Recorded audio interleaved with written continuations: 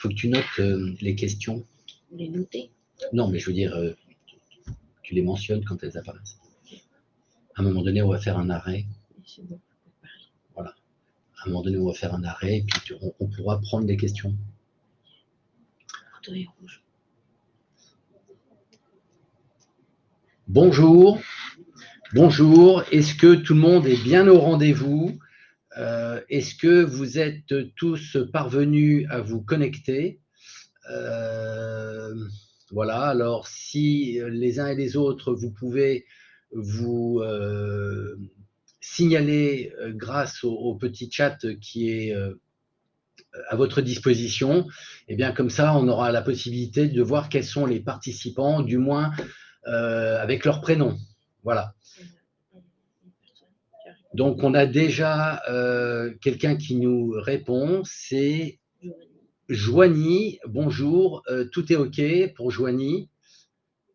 Et pareil pour Mélodie. Bonjour à vous également. Merci de nous avoir accordé votre disponibilité. Voilà, on laisse un petit peu de temps aux gens pour arriver et prendre possession de ce webinaire. Voilà. Voilà, d'autres participants sont en train d'arriver. On a qui? On a Brigitte, on a Olga, non, Brigitte, Manuel, Frédéric. Voilà, donc on va pouvoir commencer. Alors, merci à toutes et tous d'être présents aujourd'hui pour ce webinaire dont je rappelle le titre qui est de retenir les talents dans l'organisation et quelles sont les stratégies de réussite qu'on va vous présenter. C'est un webinaire qui est destiné au DG, direction générale adjointe, DRH, directeur de business unit, directeur ou responsable d'équipe d'une façon générale. Et donc, nous, aujourd'hui, on s'est fait un petit peu la promesse eh bien, que vous sortiez de ce séminaire avec la connaissance de différentes stratégies que vous pourrez mettre en application à différents moments de vos recrutements. Et en fait, ça part d'un questionnement, d'interrogation qu'on s'est tous posé. C'est pourquoi autant de départs dans les 6 mois qui suivent l'embauche, entre 6 mois et 2 ans.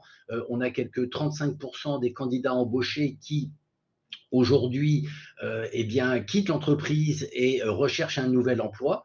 Donc, c'est une vraie problématique.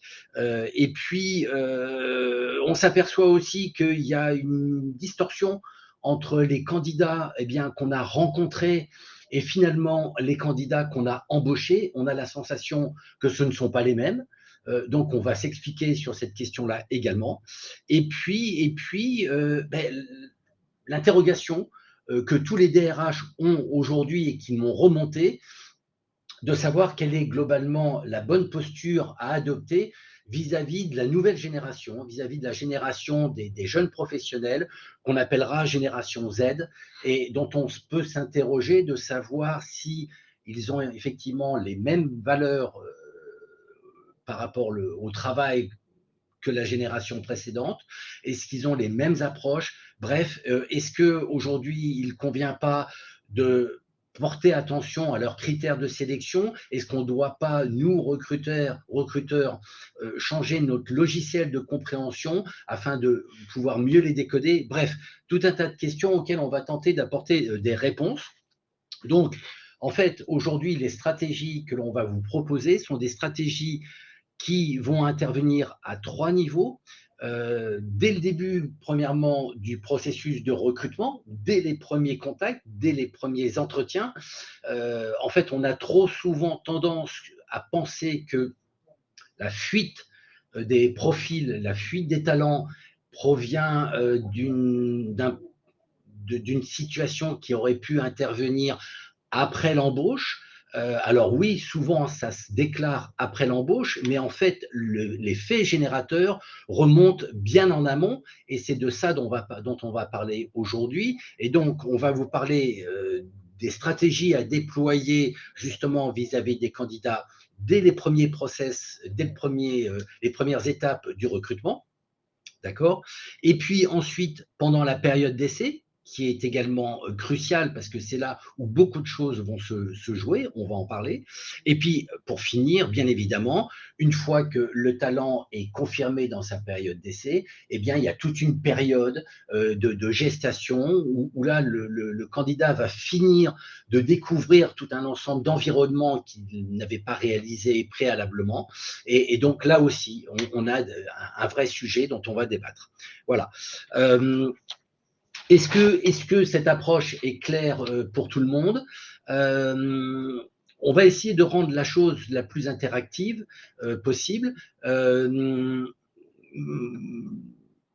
Sur chaque partie, on va vous demander d'intervenir, de nous faire part de vos préoccupations, de vos questionnements, et de voir en quoi on peut répondre sur le moment ou à défaut, si ce n'est pas possible parce que notre temps est quand même très très contraint, à ce moment-là, n'hésitons pas à prendre rendez-vous après. Voilà.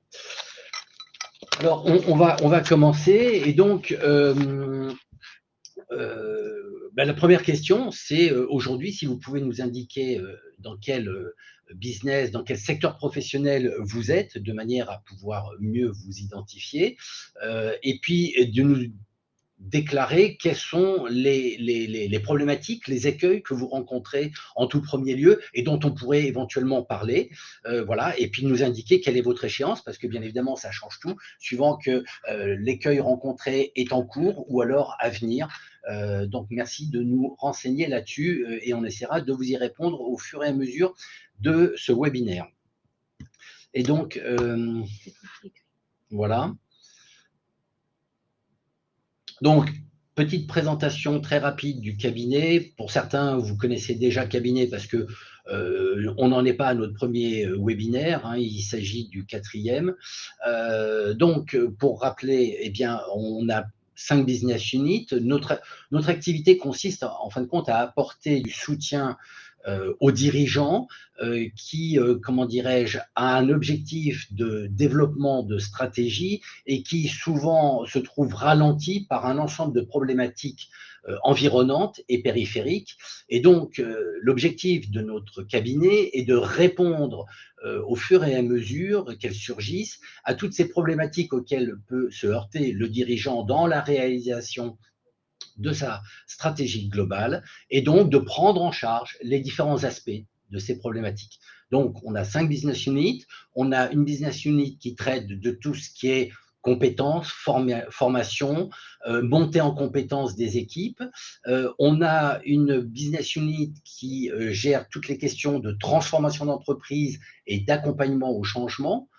On a une 3e business unit qui s'occupe des actions sur site, c'est-à-dire tout ce qui est formation et mise en application des formations in situ.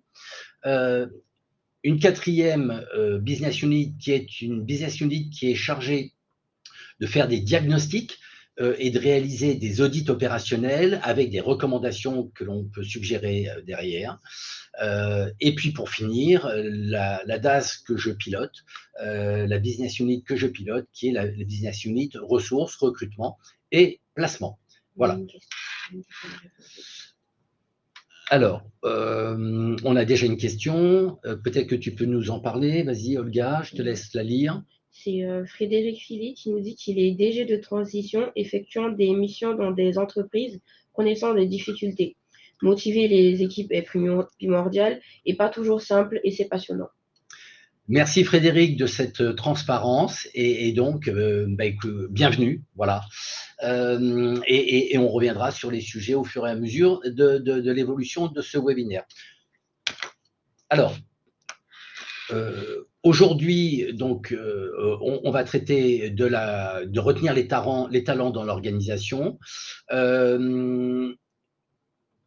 la méthode à appliquer, comment allons-nous faire, quels résultats on peut en attendre. Mais laissez-moi malgré tout vous présenter quand même le prochain webinaire de manière à ce que les uns et les autres vous puissiez prendre date, d'accord. Et donc le prochain webinaire sera le jeudi 29 février à 11h30 et le sujet sera rentabiliser les points de vente, audit et pilotage par objectif. Voilà. On a Joannin, oui. Vas-y, qui nous dit qui est formatrice RH dans le secteur automobile et elle est amenée à intervenir auprès de CDV en concession automobile. Ses managers opérationnels sont confrontés à des problèmes de recrutement, de turnover des conseillers commerciaux. Très bien. Ben, on essaiera de répondre aux problématiques si elles sont plus affinées au cours du webinaire. Sinon, n'hésitons pas à prendre rendez-vous. D'ailleurs, si on prend le slide suivant, eh bien, on va voir que vous pouvez prendre rendez-vous d'ores et déjà en cliquant sur la petite icône rouge qui est juste au-dessus et qui vous permet de vous connecter directement à un agenda commun entre Antoine Jude et moi-même, de manière à ce que nous puissions vous fixer des rendez-vous en fonction de vos disponibilités. Voilà. Mais vous pouvez d'ores et déjà le faire ici automatiquement. Voilà. Alors, de quoi allons-nous parler de rétention des talents, mais c'est ce que je disais, pour retenir des talents, encore faut-il les comprendre et comprendre quelles sont leurs attentes, identifier clairement leurs critères et ne plus considérer aujourd'hui que les seuls critères qui font office en matière de recrutement sont désormais les critères des entreprises. Ça a été comme ça pendant des années et des années durant ces 10-15 dernières années. Aujourd'hui, les choses changent, les candidats ont des critères à faire valoir et ils l'expriment. Et il faut savoir, à un moment donné, faire un arrêt sur image, les écouter et les comprendre. Voilà. Donc, d'une certaine façon, il faut accepter de changer notre prisme et notre logiciel de compréhension. Alors, en fait, on s'apercevra que souvent, ça procède de démarches transparentes et claires et franches. Moi, j'appelle ça une relation vraie entre le candidat et l'entreprise pour éviter justement d'avoir ensuite à traiter de déconvenus qui sont justement à l'origine de la fuite des talents. On va y revenir. Ensuite, on verra bien évidemment comment s'assurer d'une intégration réussie, c'est la deuxième étape. Et enfin, comment retenir les postes une fois qu'ils ont été confirmés. Brigitte qui demande 35% de départ. Avez-vous la référence de ce chiffre, s'il vous plaît? Oui, c'est l'étude de Xerfi.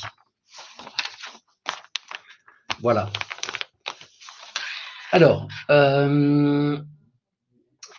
voici le plan de notre conférence. Donc, ça reprend ce que j'ai précédemment expliqué. Donc, les différentes stratégies que nous allons développer au travers de différentes étapes, hein, au début du processus du recrutement, lors des premiers entretiens, puis lors de l'intégration, puis enfin, une fois que le candidat est confirmé dans son poste. D'accord. Alors, ok.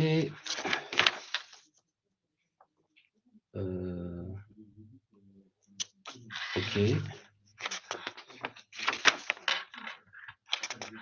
Oui, voilà, oui. Je vous disais qu'on avait un petit souci.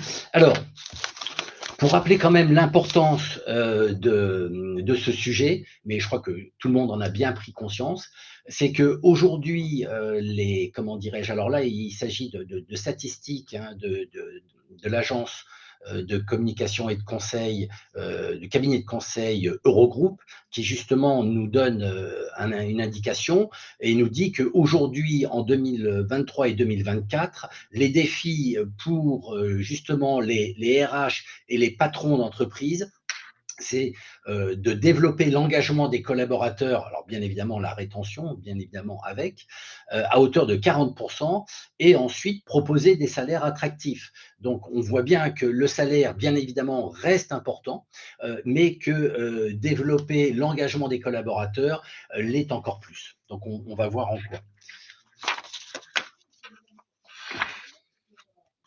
OK. Alors, donc, on aborde la première partie de notre réunion. C'est comment dirais-je, le plan de notre conférence. C'est les stratégies efficaces pour attirer les talents dès le début du processus de recrutement. Et donc, là, on s'aperçoit que aujourd'hui, globalement, 60% des jeunes aujourd'hui considèrent que trouver un emploi, ça permet de gagner sa vie. Donc, si vous voulez, on s'aperçoit qu'on reste quand même très proche dans le rapport au travail entre cette nouvelle génération et les générations passées, parce qu'aujourd'hui, c'est quand même l'un des critères principaux, et que 30% seulement constitue une source d'épanouissement. D'accord? Donc la notion de rémunération reste très très importante. Donc de ce point de vue-là, les études s'accordent à dire qu'il n'y a pas beaucoup de changements. En fait, si aujourd'hui on peut noter un certain changement, c'est essentiellement dans les approches. Aujourd'hui, dans les approches, alors c'est pas forcément dans l'ordre tel que c'est décrit ici, passe en priorité toutes les questions relatives à la qualité de vie. D'accord? Et donc, bien évidemment, lié à ça, on a la notion de télétravail qui, aujourd'hui, est considérée comme une certaine normalité, dès lors qu'aujourd'hui, les candidats expriment clairement que le travail, c'est une chose, mais que le faire dans de bonnes conditions, c'est tout aussi important. Et donc, prédomine aujourd'hui dans la compréhension des critères tout ce qui est qualité de vie, donc télétravail, qualité au travail, aménagement des temps, temps partiel, etc., etc. Alors, c'est des choses qu'on n'avait pas l'habitude, je dirais, dans le passé, il y a 10, 15 ans, de voir aussi fréquemment intervenir comme critère dans les process de recrutement. Aujourd'hui, c'est assez omniprésent puisque cette qualité de vie au travail prédomine et donc tout ce qui va avec également. Donc, surtout, soyez attentifs parce qu'aujourd'hui, c'est un critère déterminant dans le process de recrutement. Et c'est en cela que même si nous sommes proches de la génération Z dans le rapport au travail, on l'a vu juste avant, on reste un petit peu différent dans les approches que sont celles-ci. Alors, tout à l'heure, je citais un pourcentage qui est très très important qu'il faut retenir, c'est 35% des candidats recherchent un nouveau poste dans les 18 mois de leur embauche. Et donc ça doit nous teinter aux oreilles et nous faire nous poser des questions. Les erreurs à ne pas commettre. Donc, on est dans le process de recrutement, on est dans la phase 1. On pense qu'on est dans une approche pour faire connaissance avec le candidat, donc tout va bien, etc. On n'est pas forcément très, très attentif et donc on vient tout naturellement à parler du poste et de l'entreprise. Et comme on a justement cette pression qui est la réussite de cette embauche, eh bien, on n'hésite pas à décrire le poste et peut-être parfois à l'enjoliver. Et pareil pour l'entreprise. Et ça, justement, c'est surtout à ne pas commettre, car il vaut mieux créer de bonnes surprises par la suite que de créer des déceptions et des déconvenues. Donc, éviter de survaloriser le poste, survaloriser l'entreprise, ne pas s'avancer sur des engagements que l'on ne serait pas capable de tenir. Alors, je vais vous donner un exemple, c'est du vécu. Aujourd'hui, j'ai un candidat qui, comment dirais-je, est un candidat qui est consultant dans une société de consultants. Et donc, l'entreprise, ce cabinet, cette agence de consultants, lorsqu'elle l'a recruté, lui a fait des promesses qu'elle ne peut pas tenir. D'accord? Le propre de ce consultant, c'est qu'il est placé dans les entreprises, d'accord, qui ont besoin de consultants. Et donc, aujourd'hui, cette personne que j'avais approchée, eh bien, revient vers moi en me disant, bah, écoutez, à l'époque, je vous avais dit que j'étais en poste dans cette, comment dirais-je, dans cette agence de consultants, dans cette société de consultants, et donc pas disponible. Mais malheureusement, aujourd'hui, cette société de consultants n'honore pas ses promesses, et donc je vais devoir quitter cette société de consultants. Donc je reste disponible et à votre écoute si une opportunité se présente. L'inconvénient de cette situation, c'est que là, une promesse non tenue crée double problème, donc un problème en cascade. Premièrement, eh bien, c'est un candidat qui va quitter la société de conseil chez qui il est, et donc ça va être un manque pour la société. Donc la société va devoir relancer un nouveau recrutement pour le remplacer. Et en même temps, ça crée un problème chez le client chez qui le consultant avait été placé. Et donc voilà en quoi une promesse non tenue peut créer une problématique de recrutement en cascade. Voilà. Donner trop d'importance à la rémunération, c'est pas une bonne chose non plus, parce qu'on se rappelle tous et on le sait tous que la rémunération est une motivation éphémère, d'accord. Et donc, plutôt vanter les qualités du poste et son environnement, mais ça, on va le revenir dessus. Et surtout, une erreur qui serait à ne pas faire, c'est oublier de décrire l'environnement dans lequel va évoluer le candidat parmi les équipes et parmi le département où il va travailler. Voilà. On a une question? On a Mélodie qui demande si ces constats et statistiques concernent uniquement la France. Oui. Alors, une partie des statistiques, les 35% concernent la France, mais les statistiques dont j'ai parlé avant, c'est-à-dire les 40% et les 25% dont j'ai fait état, c'est international, c'est plutôt européen. Voilà. Alors, ce que l'on conseille de faire, plutôt que de surjouer la partie vis-à-vis d'un candidat, eh bien, c'est de décrire l'environnement professionnel tel qu'il le rencontrera une fois qu'il est en poste, afin qu'il puisse se juger, enfin juger par lui-même si oui ou non il a les aptitudes à s'adapter dans le nouveau poste. Et il vaut mieux lui donner tous les éléments qui lui permettront de faire cette évaluation plutôt que de préjuger de ses capacités d'adaptation. Et c'est souvent l'erreur que l'on fait. On pense que un candidat, dès l'instant où il a les compétences techniques, eh bien, il a les facultés d'adaptation qui vont bien avec.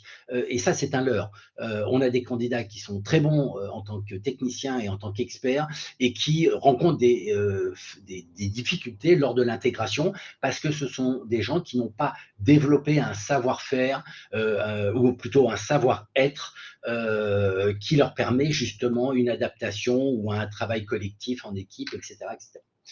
Ce que l'on va plutôt s'attacher à faire, c'est valoriser le contenu du poste. Pourquoi?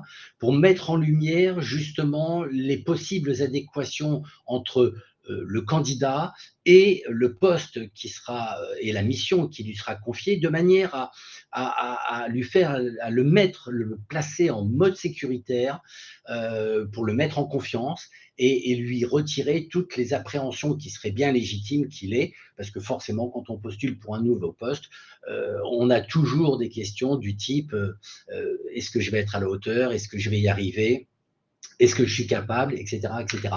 Et là, il convient de le rassurer pour pas qu'il ait la mauvaise surprise de s'apercevoir que la marche est trop haute, ce qui est également, encore une fois, une cause de la fuite des talents, c'est que précisément, on leur a pas suffisamment indiqué l'environnement dans lequel il allait travailler et du coup, la marche est un peu trop haute et il désespère et ça met court à sa situation dans l'entreprise.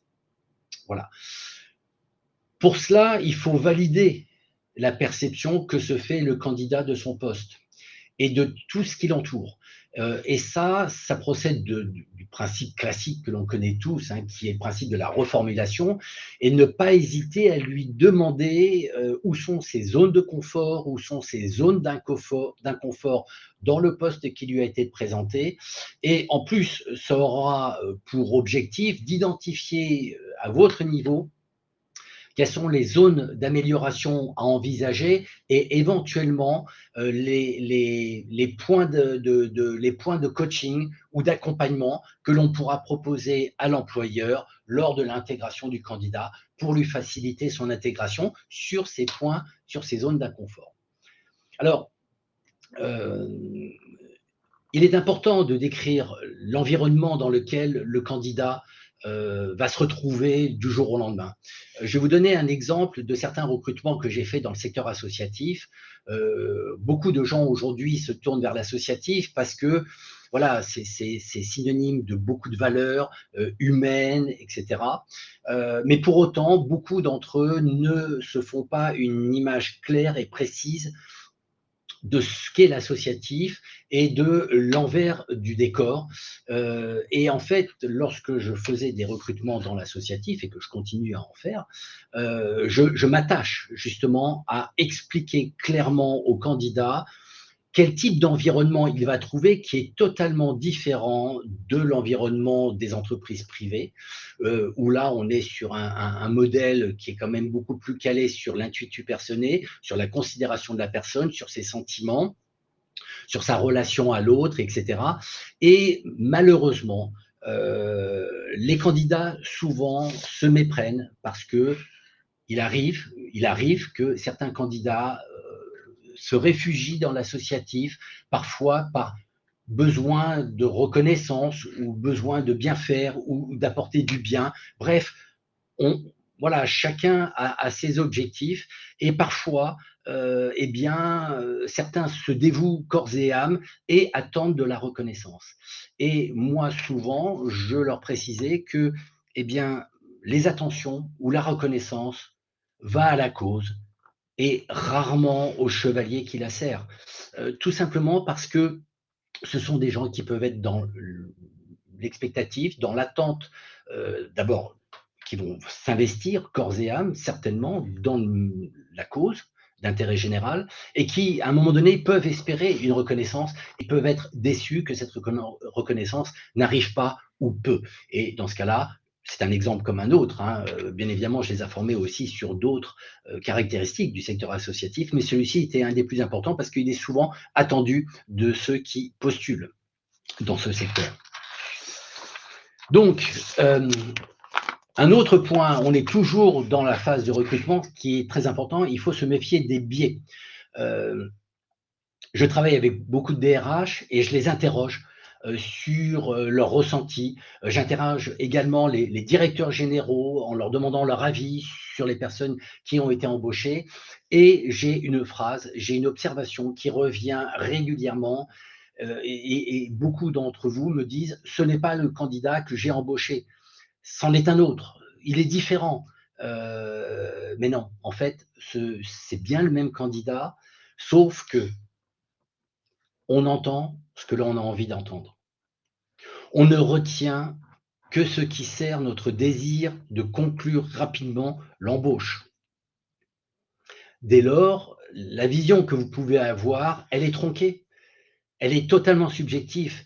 Et donc, nul n'est besoin de s'étonner si justement après on trouve une différence entre le candidat qu'on a vu en entretien, qu'on a idéalisé, et le candidat tel qu'il apparaît, mais de façon un peu dépassionnée de votre part, une fois que l'embauche a été réalisée. Donc voilà, méfiez-vous de ces biais. Il y en a beaucoup d'autres, hein. Je n'ai cité celui-ci que pour exemple, mais bon, voilà, on est obligé de faire vite pour traiter l'ensemble des questions. Alors, on va poursuivre. Alors, question justement, rencontrez-vous des écueils dans votre organisation qui aujourd'hui vous fait obstacle et quelles sont les zones d'ombre et les incertitudes dont vous pouvez souffrir concernant la rétention des talents dans votre organisation. Voilà. Donc, surtout, n'hésitez pas à poser vos questions avec le petit chat qui vous est destiné. Alors, on passe à l'étape numéro 2, c'est d'étudier les stratégies de rétention des talents durant la période d'essai et l'importance de l'intégration. Alors, plus classiquement, c'est ce qu'on appelle l'onboarding, d'accord. Et là, nous, on ne saurait que trop vous recommander des attitudes et des approches que nous pratiquons au sein du cabinet et que nous pouvons proposer également à ceux qui seraient en difficulté, c'est d'intervenir au moment de l'onboarding sur différents points. Alors le premier, c'est essayer de mettre en place un onboarding collectif. D'accord. Alors je vous donne un exemple. Ça va être la possibilité pour le chef de département d'attribuer à chacun des membres de l'équipe une partie de l'enseignement ou du mentorat ou du tutorat que l'on est censé confier ou donner au nouvel arrivant de manière à le familiariser au système. Eh bien, à partir du moment où vous dites, bah, écoute, on va faire un onboarding, on va essayer d'être sympathique avec le candidat, etc., finalement, personne ne se sent responsable de cet onboarding. Et lorsque, à l'issue de la période d'essai, eh bien, malheureusement, le candidat ne fait pas l'affaire, eh bien, on a trop vite tendance à conclure que ce n'était pas le bon candidat. Mais on oublie aussi de faire son auto-jugement sur la question et d'essayer d'identifier si on n'a pas une part de responsabilité là-dedans. Et donc, pour éviter cette problématique, eh bien, on n'hésite pas, nous, à préconiser et à mettre en place chez nos clients des onboarding collectifs qui consistent à, je vous l'ai dit, répartir un petit peu le mentorat sur l'ensemble des membres de l'équipe, ce qui veut dire que du coup, le candidat aura une vision complète, mais à la fois avec le prisme de chacun des membres de l'équipe et va pouvoir prendre aussi s'imprégner du mode de fonctionnement de chacun des membres de l'équipe et ça crée naturellement une première relation de travail et une première relation de communication et de proximité entre le candidat et son équipe. Voilà. Le deuxième point, c'est ce que l'on préconise et c'est ce que l'on met également en place, c'est de mettre en place une grille qui permet à la fois au candidat, mais également à son N+1, une grille qui est une grille que l'on remplit mensuellement et qui permet de mettre en lumière l'ensemble des déceptions, déconvenues, interrogations, demandes d'explications, pour lesquelles on souhaite un éclaircissement. Cette grille est remplie de part et d'autre, de manière à voir si effectivement les problématiques sont partagées. Si elles ne le sont pas, peu importe, parce que forcément un N+1 n'aura pas forcément les mêmes problématiques que le candidat qui vient d'embaucher, et ça permet de traiter un ensemble de problématiques, et ça permet également de consigner au regard de chaque problématique rencontrée les engagements que chacun prend et les moyens qui sont mis à disposition pour résoudre ces problématiques. Le troisième point que l'on propose, c'est aussi d'intervenir à un moment donné pour, comment dirais-je, proposer une évaluation du candidat. Alors là, peut-être qu'on reviendra sur ce slide-là, mais on peut peut-être basculer sur le slide suivant. Nous avons mis en place un test que l'on appelle le test Foursquare. Vous comprenez pourquoi en voyant le schéma. Et c'est un test qui aura pour objectif d'établir un lot de questions, un jeu de questions que l'on va soumettre aux équipes en poste afin de dresser un profil de référence ou un profil étalon qui nous servira un petit peu de silhouette ou de profil cible vers lequel devra tendre le candidat. Et donc, c'est une application qui, au travers des questions, met en évidence sur le côté gauche, eh bien, les compétences techniques et individuelles de la personne et sur le côté droit, son ouverture sur les autres. Alors en fait, c'est un test que l'on a développé qui permet de recruter à la fois des techniciens donc très pointus sur leur domaine d'activité et de tester également leur niveau d'expertise, mais par l'aspect ouverture sur les autres, ça permet de recruter également des gens qui ont un certain leadership. Sur le côté droit, on va mettre quelles sont les qualités de leader qui sont attendues, mais également les modes de fonctionnement et les valeurs de l'entreprise, ce qui va nous permettre de recruter à la fois un leader, mais également un leader qui est en adéquation avec le fonctionnement des équipes et de la culture de l'entreprise.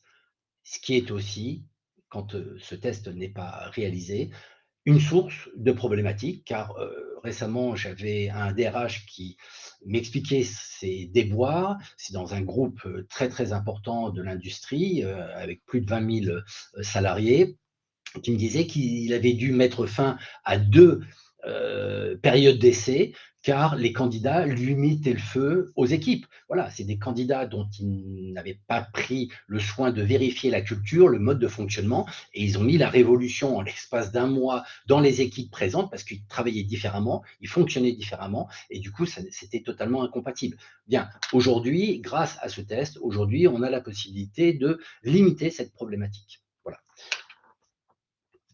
On revient sur le point 4 maintenant, c'est aussi la possibilité de proposer aux entreprises qui nous confient un recrutement, ou pas d'ailleurs, eh bien d'intervenir pour procéder à un accompagnement ou alors un coaching personnalisé ou un coaching collectif pendant l'intégration et qui permet aux candidats justement de bénéficier d'apports managériaux ou autres qui lui manquerait pour la bonne prise de poste à venir.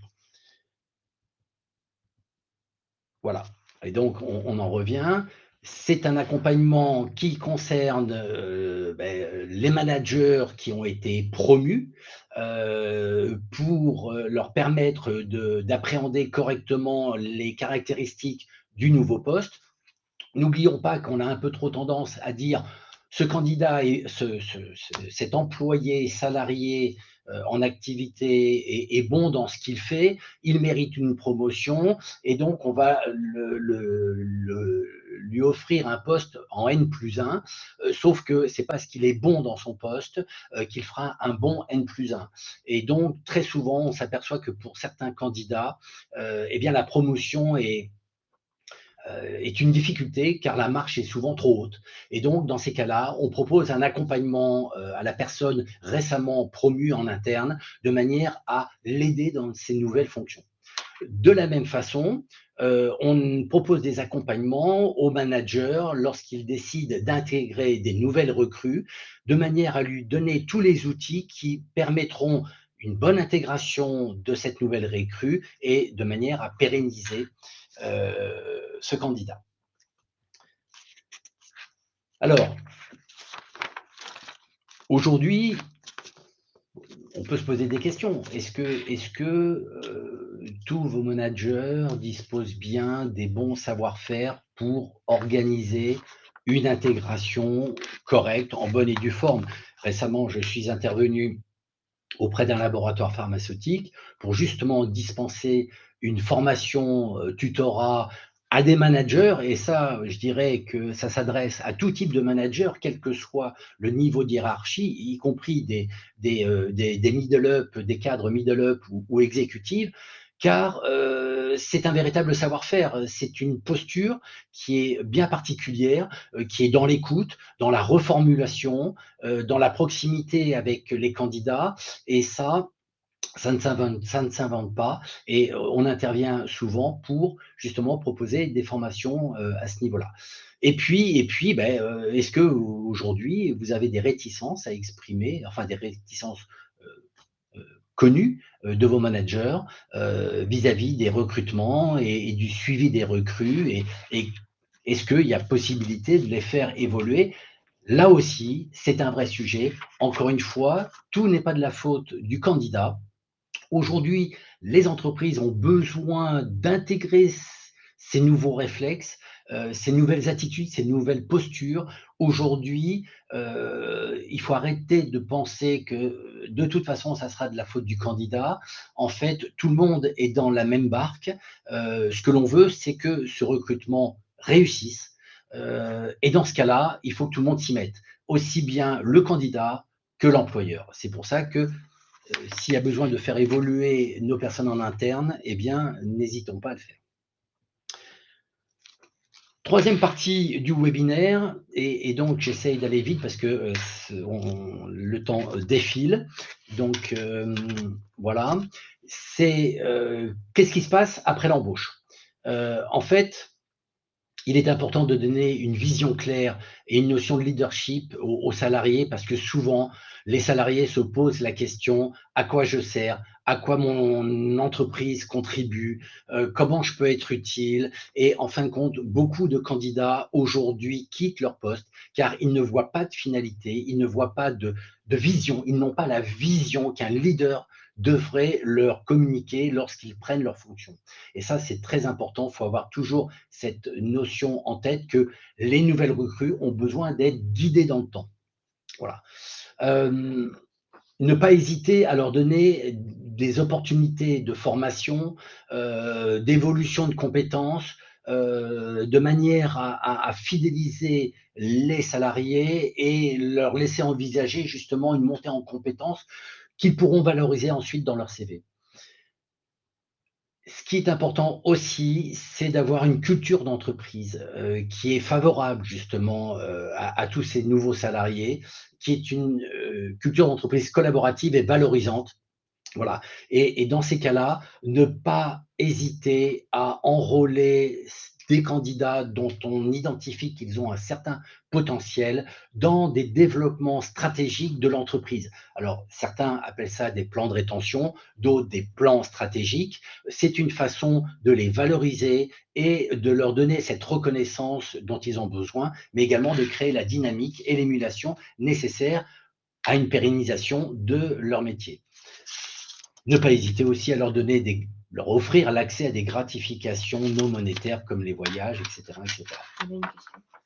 On a une question de Rhoda Agnès qui nous demande comment fidéliser les bons collaborateurs dont les salaires sont équivalents aux nouveaux embauchés alors qu'ils ont 5 à 10 ans d'expérience et restent motivés. La politique RH reste sur des augmentations globales qui ne valorisent pas le travail des collaborateurs anciens. Du coup, ils partent chez le concurrent et nous perdons nos piliers. Tout à fait. Alors ça, c'est une très très bonne question. En fait, les plans de rétention sont là pour ça. Les plans de rétention, c'est-à-dire qu'on a un peu trop tendance aujourd'hui à considérer que l'ancienneté dans un poste est gage de qualité ou de créativité ou de développement ou même d'émulation et de dynamique. Donc, en fait, ces personnes-là, peut-être qu'elles peuvent avoir le sentiment d'être en compétition avec des nouveaux entrants qui, eux, auraient fait précisément la démonstration justement de cette dynamique et de ces apports d'idées.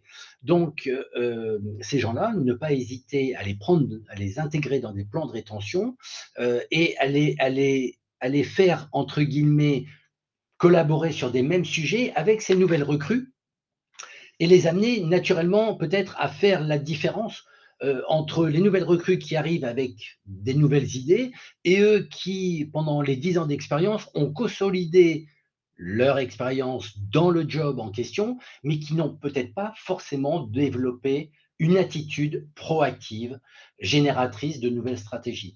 Donc c'est en cela que vous pouvez peut-être créer la différence et justifier la différence de salaire. Mais pas que, c'est un exemple à froid que je donne. Il y a beaucoup d'autres exemples qui permettent de valoriser ces gens-là. Alors, on continue. Voilà, alors, ce qu'il faut, c'est, une fois que les personnes ont été embauchées, il faut maintenir l'engagement des talents confirmés au sein de l'entreprise et offrir des politiques flexibles. On l'a vu tout à l'heure, on les a pointées du doigt. C'est mettre en place le télétravail, ne pas considérer aujourd'hui que c'est un must que d'offrir du télétravail. Aujourd'hui, certaines entreprises disent oui, alors bah, écoutez, on peut éventuellement offrir une journée. J'ai dans certains secteurs des gens qui me disent 2 jours, c'est la normale, 3 jours sur demande. Donc, c'est dire que, alors suivant les secteurs, bien évidemment, il y a des secteurs qui sont un peu plus traditionnels que d'autres.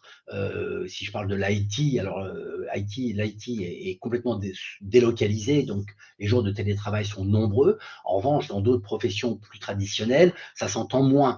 Mais aujourd'hui, même si ce n'était pas communément admis, dans certaines fonctions plutôt sédentaires, ben, ne pas oublier qu'aujourd'hui, il y a des gens qui veulent favoriser aussi, comment dirais-je, un mode de vie différent, qui concilie la vie familiale, la vie avec les amis et la vie au travail dans le respect de cette trilogie. Et donc, il est important aujourd'hui de prévoir ça. C'est aussi l'assurance de la pérennisation de ces emplois, si vous leur offrez une politique sociale qui est en réponse à leurs attentes. Horaires de travail flexibles, congés parentaux, etc., etc. Ne pas hésiter à donner les moyens aux candidats et aux salariés en interne de faire la démonstration de leurs compétences et de leurs capacités en leur offrant des opportunités régulières de rétroaction. Quand on parle de rétroaction, on parle d'opportunités de restitution de leur savoir, de leurs connaissances ou de phénomènes qu'ils ont vécus dans le cadre de leur travail. Et ça peut se faire au travers de réunions, de ne pas attendre, bien évidemment, la réunion annuelle de fin d'année, mais justement créer de nouvelles opportunités où les uns et les autres vont pouvoir faire état de leur véritable fond de pensée et de leurs compétences, et peut-être mettre en lumière certaines qualités qui mériteraient que parfois on les intègre dans des plans de rétention ou des plans de développement stratégique. Voilà. Bien évidemment, il faut surveiller les taux de rotation, pardon. Ne pas hésiter à recueillir les commentaires des employés, soit lorsqu'ils partent, soit auprès de ceux avec qui ils travaillaient et auprès de ceux vers qui ils se sont certainement confiés, de manière à identifier les causes de leur départ. Si on n'a pas pu les retenir, au moins que les raisons de leur départ nous servent de leçon et nous servent de travail de réflexion pour l'avenir. Donc, surveiller l'ensemble des baromètres RH, surveiller les commentaires des salariés sur Glassdoor. Alors, ça, on cite Glassdoor parce qu'il est connu de beaucoup, mais pour ceux qui auraient connaissance d'autres sites internet de ce type, eh bien, ne pas hésiter à essayer de voir quels sont les avis de vos salariés sur la gestion de votre entreprise et sur la façon dont ils sont traités. Ça peut vous donner des idées, justement, pour bâtir votre plan de rétention. Il faut, alors c'est très important aussi, c'est renforcer le sentiment d'appartenance. Ça rejoint l'idée de rétroaction où là, on va créer des séminaires de cohésion, des kick-offs, des occasions pour les uns et les autres de faire le bilan du trimestre écoulé, comment ils ont vécu certaines situations, etc., etc.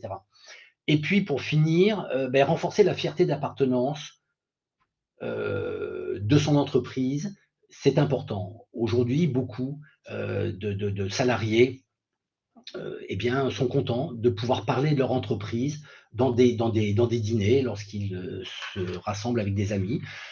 Et moi, j'en veux pour exemple un partenaire du Téléthon que j'avais sollicité pendant des années et des années pour être mécène et qui se faisait tirer l'oreille et qui du jour au lendemain eh bien, a décidé de devenir mécène du Téléthon à un moment où ils avaient une phase de recrutement à lancer auprès des écoles d'ingénieurs et vis-à-vis de qui ils avaient la plus grosse difficulté parce qu'ils étaient considérés comme une entreprise avec très peu de sensibilité où chacun des nouveaux entrants était considéré comme un numéro et un maillon de la chaîne, point.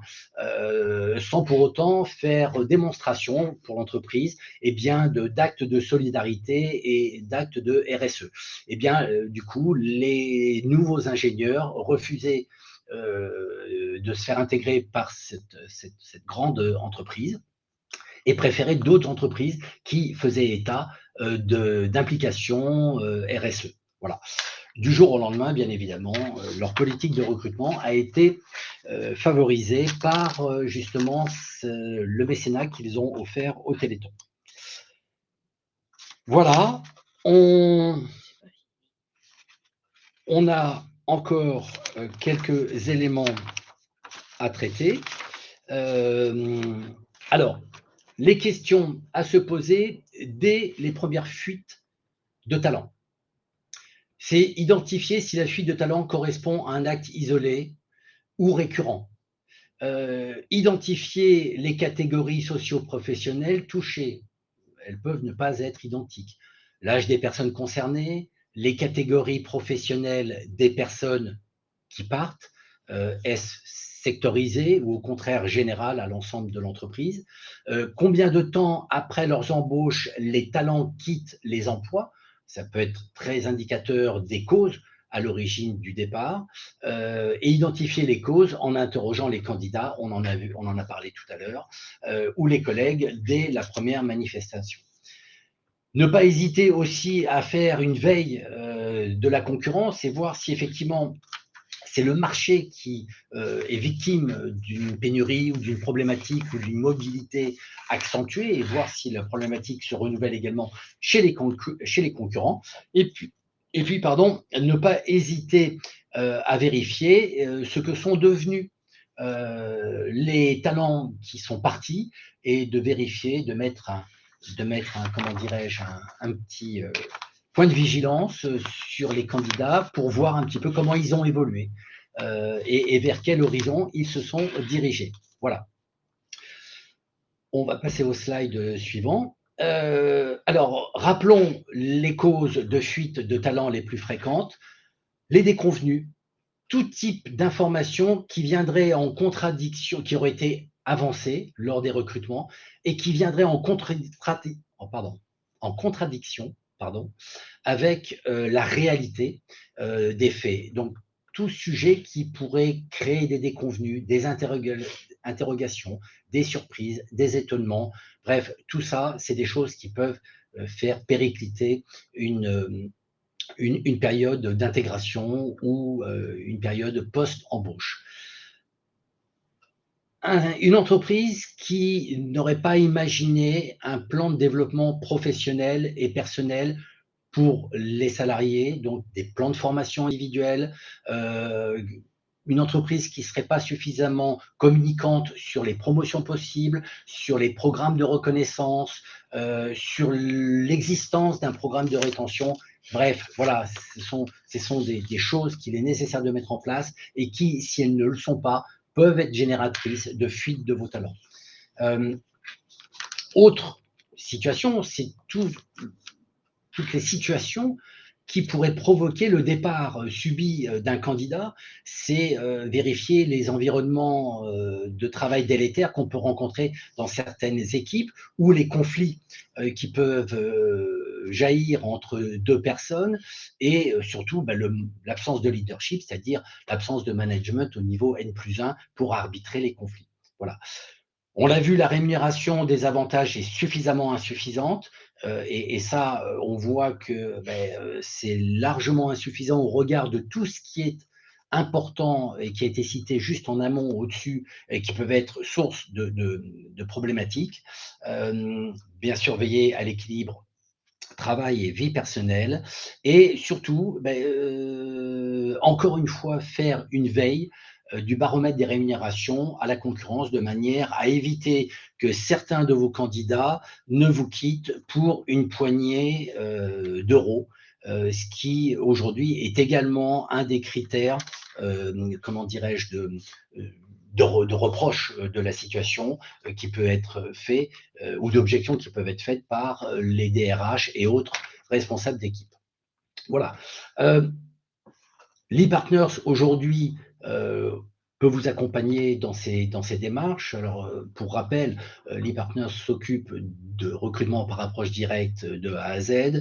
On fait l'évaluation des candidats et des équipes au travers de cette application test qui est propriétaire et qui permet d'identifier non seulement les leaders, mais également des leaders en adéquation avec votre culture d'entreprise.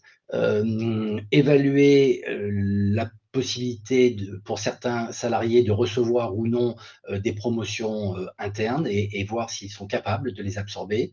La possibilité aussi d'intervenir dans vos processus d'intégration afin d'organiser un processus d'intégration collectif avec un système de grille qui permet d'identifier les problématiques. La possibilité de faire intervenir notre équipe de formateurs pour du coaching d'intégration individuelle ou collectif. Voilà.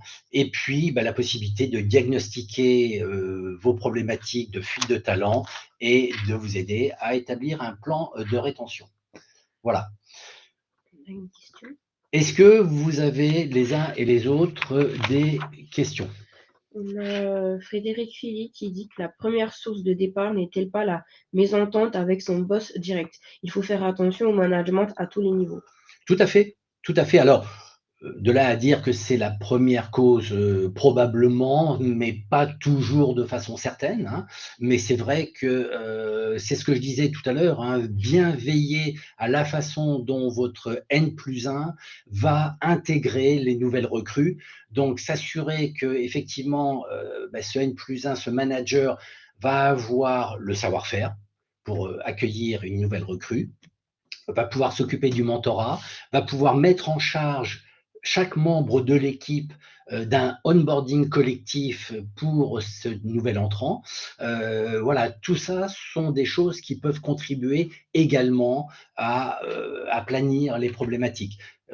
Après, si effectivement il y a des problèmes récurrents avec ce manager, eh bien ne pas hésiter à organiser des séances d'accompagnement et de coaching vis-à-vis de ce manager, plus que vis-à-vis du candidat. Il y a Frédéric Philly qui dit n'oubliez pas non plus la clarté et le sens de la stratégie de l'entreprise. C'est un problème de direction générale, pas de DRH. Si on ne sait pas pourquoi on va au travail chaque matin et à quoi on contribue avec son travail à améliorer la société en toute modestie, alors c'est dur de se motiver à travailler. Mais tout à fait, je confirme. Et alors tout à l'heure, on a abordé ce point du bout des doigts, mais c'est vrai qu'on peut revenir dessus. Tout à l'heure, je disais que en fait, beaucoup de candidats se posent la question par manque de transparence, par manque de lisibilité que devrait donner leur N+1. Eh bien, beaucoup de candidats manquent de vision et se posent des questions sur à quoi sert mon entreprise, à quoi je sers moi, qu'est-ce que je vais devenir dans 2 ou 3 ans, quelles sont mes perspectives d'évolution. Autrefois, on évoquait les plans de carrière, sans revenir forcément aux plans de carrière tels qu'ils étaient bâtis dans le passé. Voilà. Aujourd'hui, rien n'empêche non plus de laisser quand même envisager des choses possibles aux candidats. Alors méfions-nous, gardons-nous bien de ne pas faire des promesses intempestives qui pourraient décevoir encore plus. Donc parfois, vouloir faire le bien, on fait le mal. Donc être modéré dans ses promesses, mais laisser envisager un avenir inspirant pour le candidat dans lequel on lui précise quelle place il pourrait tenir à l'avenir. Et ça, effectivement, c'est majeur. Est-ce qu'on a d'autres questions?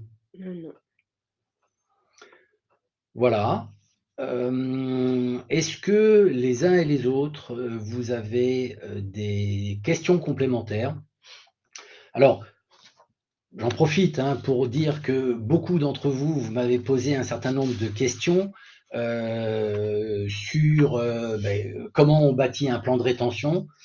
Vous imaginez bien que c'est quelque chose qui prend du temps à expliquer et puis à mettre en œuvre. Alors bien évidemment, on ne l'a pas abordé ici, mais on a donné quand même quelques éclaircissements, quelques éclairages sur des points dont le plan de rétention devra faire écho.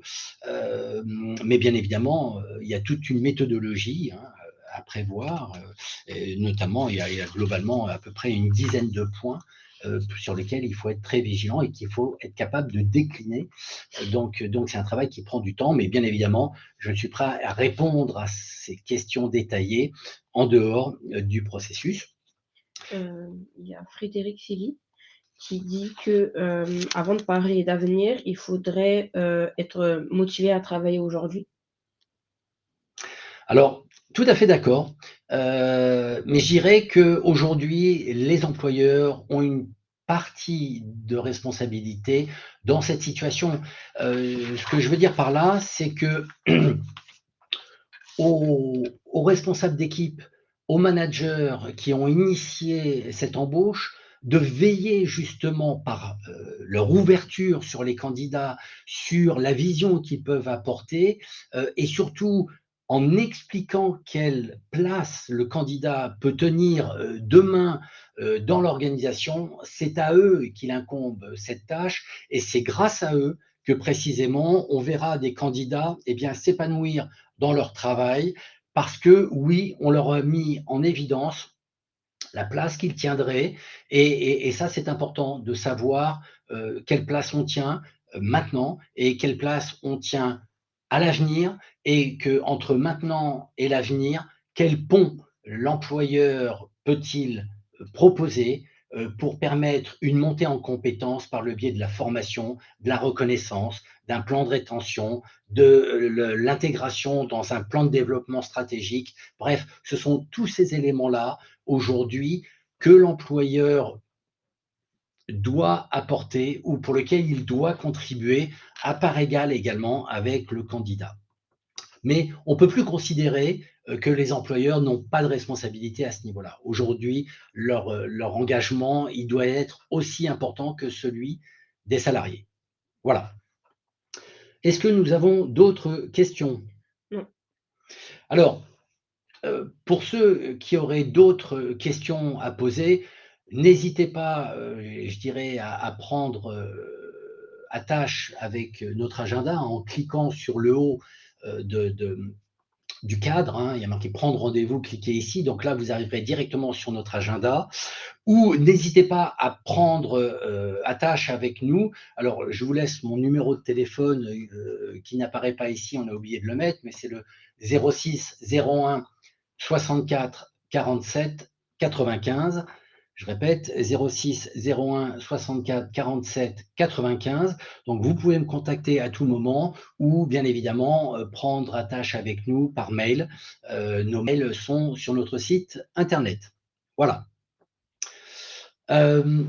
Voilà, je vois Frédéric qui nous fait un petit merci. Merci à vous, Frédéric, d'avoir écouté.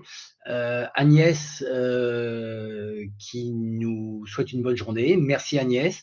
Joannin également. Merci à vous tous de votre participation. Merci aux uns et aux autres de vos observations, de vos commentaires. Et surtout, n'hésitez pas à bloquer vos agendas d'ores et déjà sur notre prochain rendez-vous qui aura lieu le 29, sur 29 février à 11h30, sur la rentabilité des points de vente et audit et pilotage par objectif pour parvenir à cette rentabilité. Voilà. Écoutez, je vous remercie. N'hésitez pas à prendre contact avec nous. Certains l'ont déjà fait en amont de la réunion. Nous allons revenir vers vous. Tous ceux qui nous ont signalé avoir un besoin dans le petit questionnaire qui permettait votre inscription, eh bien, nous allons prendre contact avec vous pour certains dès cet après-midi et dans les jours qui viennent. Voilà. Nous vous remercions et on vous souhaite une très bonne journée. À très bientôt. Au revoir.